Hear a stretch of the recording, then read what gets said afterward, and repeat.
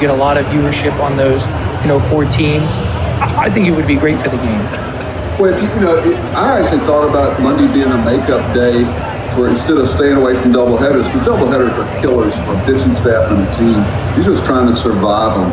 If most people, they say, hey, you can split and not play the doubleheader. You sign up for it and go. But the sweep is what kills you. And your pitching staff, it takes them a week to recover. So maybe you play those makeup games there. But anything that decreases the number of games, which has already been said here, is money. They're going to have a hard time embracing that. And I just, there's a way to do it, but, there's people smarter than me. When I was on the competition committee, I would find out reasons why things couldn't be done. There's some factors behind the scenes that I'm sure we're not aware of.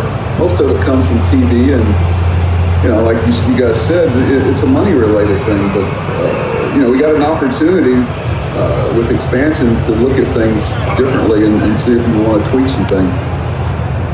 All right, a couple things on what was just said. First of all, KP, there is a game of the week. It's on Saturday night, or actually it's tonight.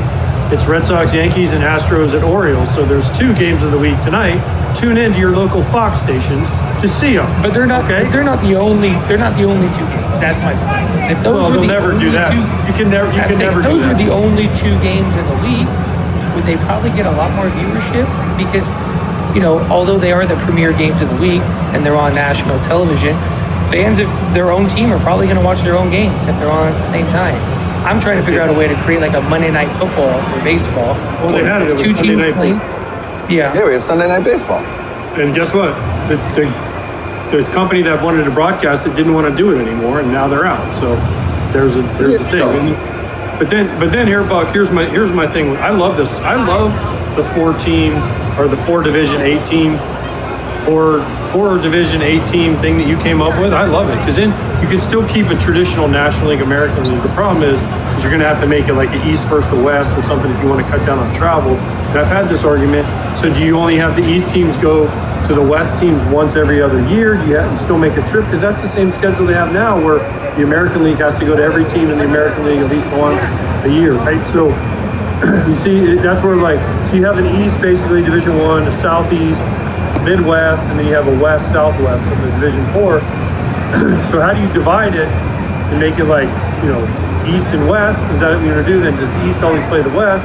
You see, so like in the NBA, they have an East and a West. The teams still make a trip to each team every year. So that's where in baseball it gets confusing. What does it really change? Well, I was thinking that everybody plays everybody. I'm big about the integrity of the schedule. I want to know that you face the same competition I did home and away. If you do the math, 6 games, whatever. Hey, by the way, I've been wanting to ask you guys. So you look in the minor leagues, you mentioned they're playing each other, Kevin, I think 6 times in a row or 5 times in a row. Could you imagine early on in y'all's career, I don't know about now, if you played a team 5 or 6 times in a row, how many fights would there be in game 4? Probably good. You're asking the wrong person. I'm fighting. Can you imagine getting that familiar with all the things that I've asked minor league managers, how do y'all stay out of skirmishes or fights or confrontations? He said they're just not wired that way anymore. Buck, what if you had to have the same umpiring crew for 6 straight days? How many games would you be in? I got no chance. Unless the best thing that happened to you is after, I was going to say, the best thing that happened to you is after 3 or 4 days, you were getting a new crew. Yeah, but you know what's funny? Did you guys find the guys that you came up through the minor leagues with you got along with better? Like minor league umpires that you had bounced around in different leagues and they had worked their way up. There was a different people skills.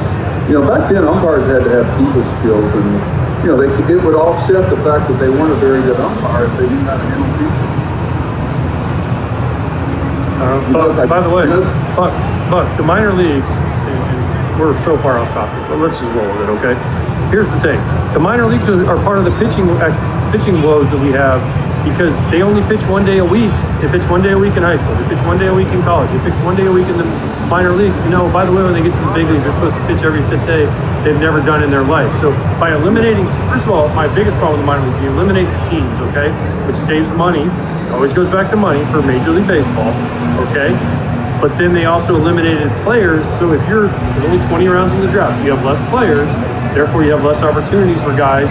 If you don't go in and you don't perform right away, teams are like, yep, you're out. You got 1 year, you didn't perform, you're out. There's less chance to develop guys.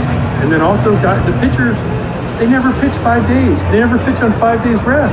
So how do you expect to call them up to the best league in the world and say, hey, Buck, hey, whoever, we'll use, I don't know, whoever you want to use, pick a guy, Jacob DeGrom. Jacob DeGrom, you only pitch once every week for your whole career. And then, oh, by the way, you get to the big leagues, you got to call him his office and say, you're pitching every 5th inning. The guy's going, Al, I've never done this. That's one of the biggest problems.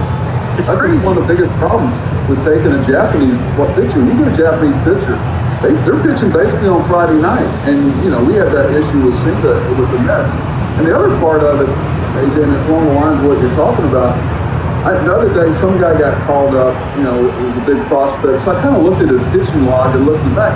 He didn't pitch more than 4 or 5 innings in his starts. And they were talking about how he was going to come up and save the staff and help their bullpen.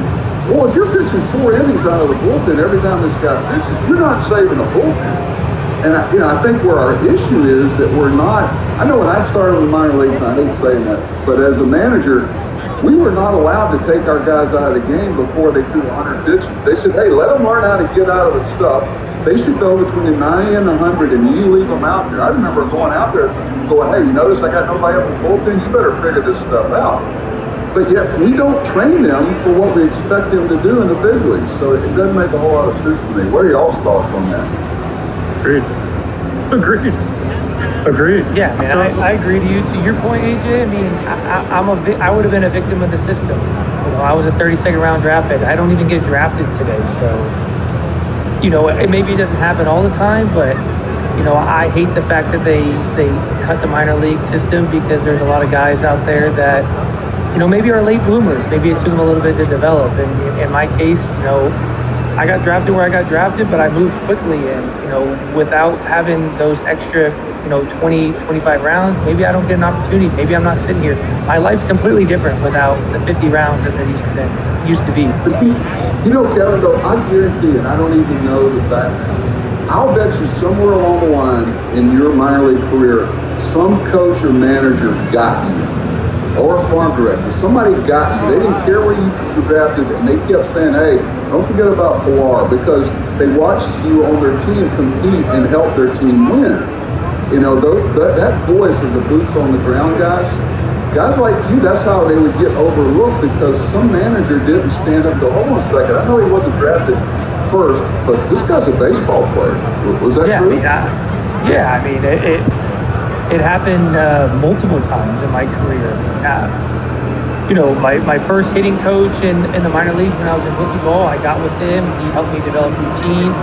He pounded the table for me to go to the next level. My managers and low A fought on the table. We got to promote this guy. I don't care what round he was in. And my double A manager, same thing. I'll never forget a story. It was my first at bat in double A. I'm in New Hampshire, Manchester, New Hampshire, freezing cold. My first at bat. Guy hits the leadoff double. It's the first game of the year, and I do everything in my power to move this guy over. I'm fighting balls off in the dugout, and I remember someone telling me like a year later, they said, that's how I knew you were going to be a big leaguer. And that guy stood up for me, and when he had an opportunity to talk to the manager of the team, the front office, he said, this is the type of guy you want. And I think that's missing in today's world is the manager actually of your minor league teams having the ability to go out and be like, forget about what the stats say, the exit velocity, the sabermetrics. This guy knows how to win. This is the type of guy you want on your team. And I was very thankful I came across a lot of managers in the minor leagues that would pound the table for me. Well, what happens is when your butt's on the line as the manager to win games, you are drawn to players like that. And you're in those meetings, and we used to minor leagues, we used to have fight over players like you. We want this guy in double A because we really could help with